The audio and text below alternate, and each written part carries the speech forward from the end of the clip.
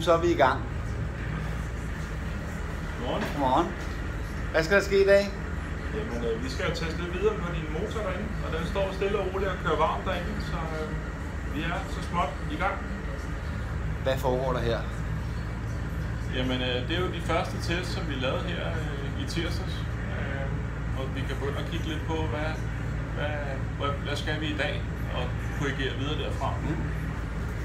Fantastisk. Det her magien foregår, i hvert fald noget af det. Det er noget med noget tænding og noget benzin og alt det der skal spilles ind i forhold til, hvordan motoren performer.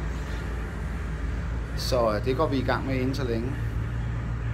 Og vi skal nok opdatere undervejs. Vi skal selvfølgelig også have en kop kaffe og et full throttle videoopslag. Det er klart, det er meget vigtigt.